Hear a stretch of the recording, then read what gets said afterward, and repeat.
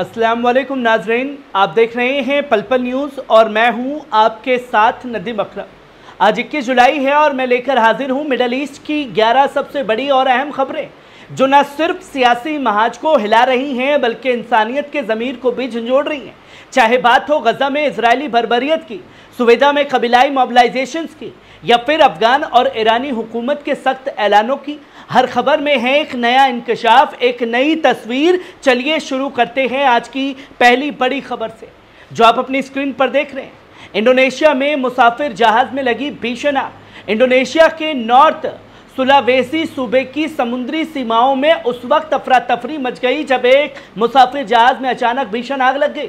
इस हादसे में कम से कम 3 अफराद की मौत हो गई है जबकि करीब 150 मुसाफिरों को रेस्क्यू टीमों ने महफूज बाहर निकाला है। आग लगने की वजह अब तक वाज़ेह नहीं हो सकी है, लेकिन हुकाम का कहना है कि तहकीकात शुरू कर दी गई है और चश्मदीदों का कहना है कि आग बहुत तेज़ी से फैल गई, लेकिन अगर वक्त पर राहत नहीं मिलती तो जानी नुकसान कहीं ज़्यादा हो सकता था। वहीं आप दूसरी खबर देखें, गजा की ख्वातीन और बच्चों के साथ खड़ी हुई अफगान सरकार। अफगानिस्तान की हुकूमत ने एक रूह को झंझोड़ देने वाला बयान जारी किया है।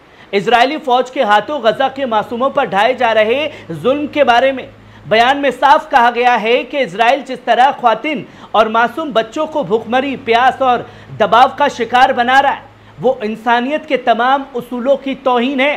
अफगान हुकूमत का साफ तौर पर कहना है कि गजा की गलियों में जिस तरह जिंदगियां सिसक रही हैं वहां सिर्फ गोले नहीं बरस रहे हैं, वहां इंसानी ज़मीर मर रहा है। उनका यह भी कहना है कि यह वक्त सिर्फ बयान देने का नहीं है बल्कि उम्मत मुस्लिमा को मुत्तहिद होकर मजलूमों के लिए आवाज़ बुलंद करने का है।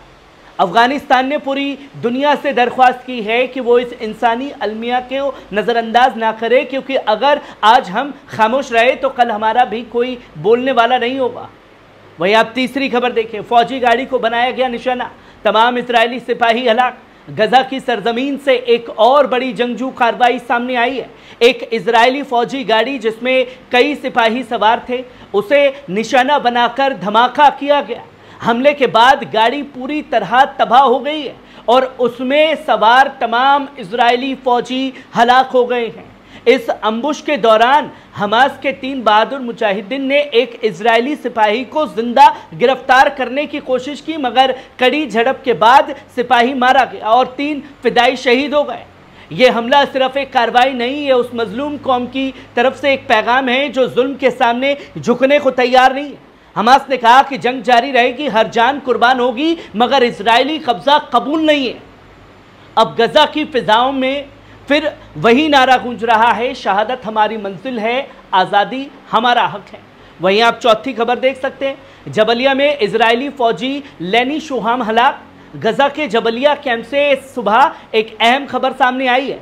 इजरायली फौज की एक कार्रवाई के दौरान सिपाही लेनी शोहाम की मौत हो गई है। बताया जा रहा है कि वो एक भारी बुलडोजर चला रही थी जिसे फौज ने सैन्य मकसद से एक घर पर चढ़ा रखा था, लेकिन अचानक वो मकान भरभरा कर ढह गया और उसी मलबे के नीचे लेनी शोहम दब गई।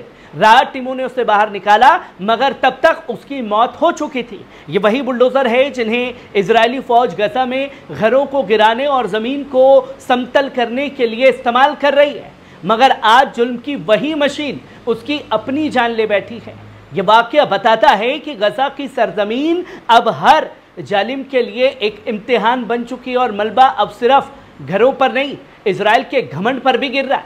वहीं आप पांचवी खबर देखें, रफा में मरमेंट दंपत्ति को स्नाइपर ने बनाया निशाना, दोनों मौके पर हला। गजा के रफा इलाके से दिल दहला देने वाली ब्रेकिंग खबर सामने आ रही है। शर्मेंट और मरमेंट नामी दंपत्ति दोपहर के वक्त अपने घर में खाना खा रहे थे जब अचानक एक इजरायली स्नाइपर ने उन्हें निशाना बना लिया। दोनों को सीधे सिर और सीने पर गोली मारी गई और मौके पर ही मौत हो गई।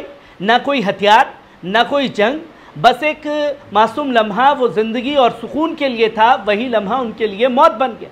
गजा की गलियों में अब सिर्फ धमाकों की नहीं, सन्नाटे में लिपटी लाशों की गूंज सुनाई दे रही है। रफ़ा का ये मंजर गवाही देता है कि यहाँ ज़िंदगी नहीं, सिर्फ मौत बिखरी हुई है और इंसानियत हर दिन लहूलुहान हो रही है। क्या ये जंग है या एक कौम की नस्ल कुशी का सिलसिला है जो हर लुक़मा निगल रही है, हर लम्हा छीन रही है? वहीं आप छठी खबर देखिए, अब्दुल मलिक अल हूती का दर्दनाक बयान। यमन के असरअंदाज रहनुमा अब्दुल मलिक अल हूती ने एक जज्बाती और सोचने पर मजबूर कर देने वाला बयान दिया है। उन्होंने कहा कि अरबों ने जब से कुरान पाक को छोड़ दिया तब से वो जिल्लत, रुसवाई और शिकस्त का शिकार होते चले गए। यही वजह है कि आज यहूदी कौमें उन्हें अपने पैरों तले रौंद रही है। अल हूती का कहना है कि अगर आज उम्मत को इज्जत, अजमत और गैरत वापस चाहिए तो उसे दोबारा उसी कुरानी निजाम, उसी इलाही किताब, उसी हिदायत के रास्ते की तरफ लौटना होगा। उन्होंने साफ कहा कि जंग सिर्फ हथियारों से नहीं जीती जाती, जंग अपने ज़मीर से जीती जाती है, और जब तक उम्मत अपने असली कुरान उसूलों पर नहीं लौटेगी तब तक जीत नामुमकिन है। अल हूती का पैगाम सिर्फ यमन या फ़लस्तीन के लिए नहीं, ये पूरी उम्मत के लिए एक आईना बन चुका है। वहीं आप 7वीं खबर देखें, अज़रबैजान के सदर इल्हाम अलीव का रूस पर शदीद हमला। अज़रबैजान के सदर इल्हाम अलीव ने रूस पर खुलकर निशाना साधा है। उन्होंने कहा कि प्लेन क्रैश को हुए 7 महीने गुजर चुके हैं, मगर अब तक रूसी हुकाम की जानिब से कोई वाज़ेह जवाब नहीं आया है। लेकिन हकीकत सब जानते हैं, हम भी और वो भी। अलीव ने दावा किया कि उनकी टीम को हादसा ज़दा प्लेन में सुराख मिले। उनका कहना है कि यूक्रेनी ड्रोन के इल्ज़ामात बेहुदा और गैर जिम्मेदाराना है। हवाई जहाज़ को 2 बार निशाना बनाया गया और हैरानी की बात यह है कि रूसी एयरबेस क्रैश के कुछ मिनटों बाद बंद किया गया, ना कि पहले। उन्होंने कहा कि अज़रबैजान सिर्फ 3 चीज़ें मांग रहा है: जिम्मेदारी कबूल की जाए, मुलव्विस लोगों को सज़ा दी जाए और शहीदों के घर वालों इलाज को मुआवजा दिया जाए। रूस ने जब सिर्फ इतना कहा कि तहकीकात जारी है, अब अज़रबैजान इस मामले को अंतर्राष्ट्रीय अदालत में ले जाने की तैयारी कर रहा है। अलीव ने साफ कहा, यह मामला चाहे बरसों चले मगर इंसाफ होना ज़रूरी है। वहीं आप 8वीं खबर देखिए, सीज़ फायर के बाद भी धुएं में डूबी सुबेदा। सीज़ फायर के ऐलान के बावजूद सुबेदा का मंजर अब भी जंग का आईना बन चुका है। शहर के कई इलाकों में अब भी धुएं के बादल छाए हुए हैं, जैसे जंग की आग को अभी अभी दम तोड़ा हो।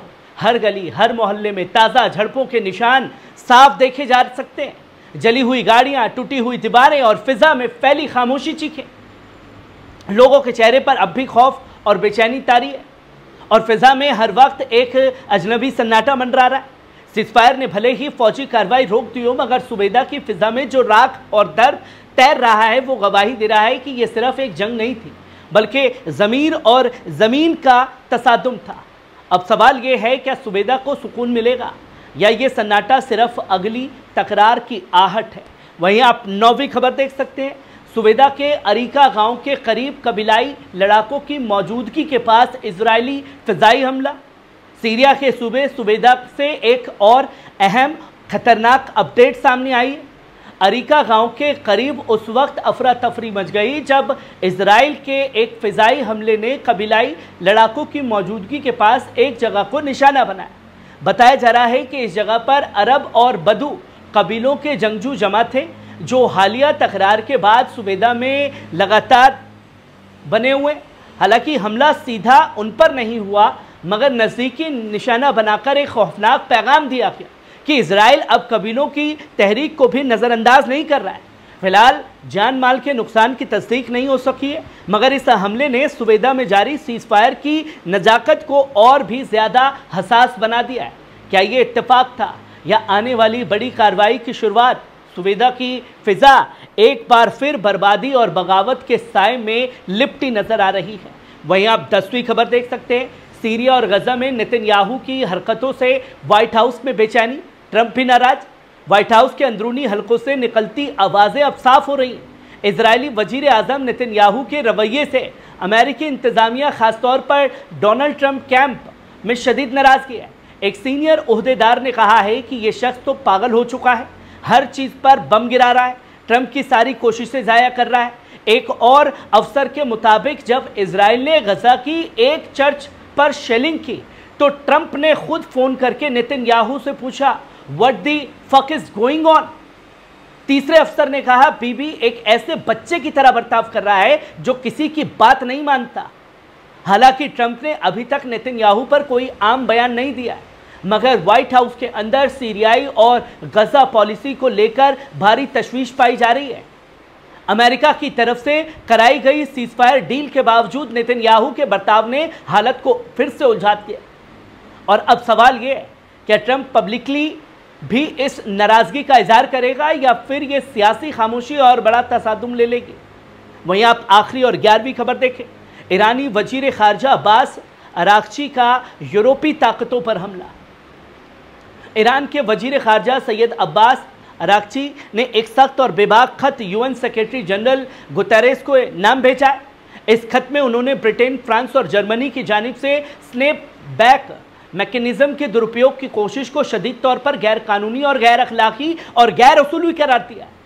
अरागची ने यह भी बात खत में सिर्फ यूएन को ही नहीं बल्कि सलामती काउंसिल के सदर, यूरोपीय यूनियन और नुमाइंदा काया कैलास और दिगर ममालिक को भी भेजा है। खत में उन्होंने साफ कहा है कि तीनों यूरोपीय मुल्क किसी भी कानूनी, सियासी या अखलाकी बुनियाद से महरूम हैं और उन्हें 2015 के न्यूक्लियर मुआहदे या यूएन करारदाद 2231 के तहत स्नैपबैक मैकेनिज्म के एक्टिव करने का कोई हक नहीं है।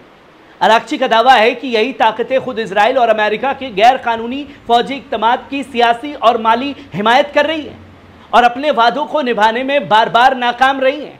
उनका साफ कहना है कि इन ममालिक की सियासी हैसियत अब नाकाबिले एतबार हो चुकी है और यूएन की ख़त्म की गई पाबंदियों को दोबारा लागू करवाने की ये साजिशें नाकाम होंगी। ये बयान सिर्फ एक रद्द अमल नहीं है बल्कि ईरान की वैश्विक सफारतकारी में नया मोड़ भी साबित हो सकता है।